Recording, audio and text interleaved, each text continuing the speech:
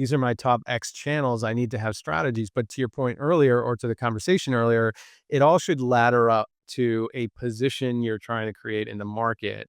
And I think what's different is all of these teams and organizations, and it's starting to change now. It's really that sea has started to change over the last 3 to 4 years, where you'd have a social team that doesn't even communicate with a content team who has a different demand gen team. And they are all, we talked about attribution. They're all measured on different things and they're all doing different things.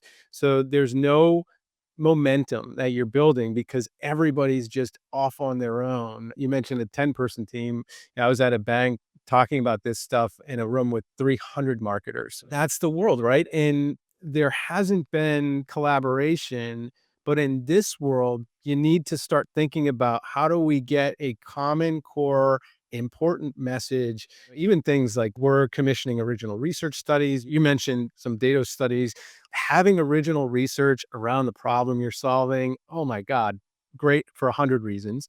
Starting to think about elevating SMEs like yourself. Can people bring this to market versus just the brand?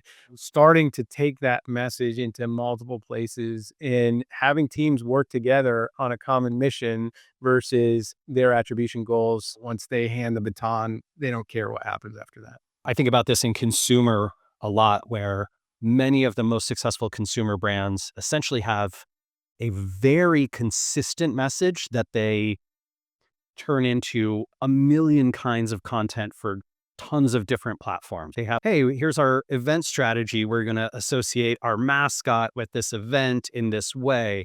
Hey, here's our social media strategy, which is we're going to take these current events and make them memeable with our brand, and we're going to look for opportunities to do that. And then our website content strategy is to take the messages that resonate and have a whole bunch of essentially text content around those that is quite explanatory and that not a lot of people will care about. Doesn't matter, because that's the thing that's going to help us in LLMs and search and all that kind of stuff. Fine, great. Email strategy too. Like, what's our email strategy? Well, we're mostly centered around promotions, but also we should do positioning around that so that our new launches all get positioned in the way with the words, with the associations that we want. And you know what, Dan? I think the most infuriating and frustrating part of all this is that marketing is not allowed into the room with product. That's where, when I see brands, B2C or B2B, when I see brands that get magical marketing, it's because the product and the marketing are almost one thing. Sales too. If sales is selling it the way marketing talks about it and the way the product has been designed to create the demand, but also create the incentive for amplification, that's when you win. My favorite example of this is the American candy bar Snickers. They nailed this, I want to say it was like 12, 15 years ago. They identified that people were buying Snickers almost like they were buying energy bars rather than candy bars.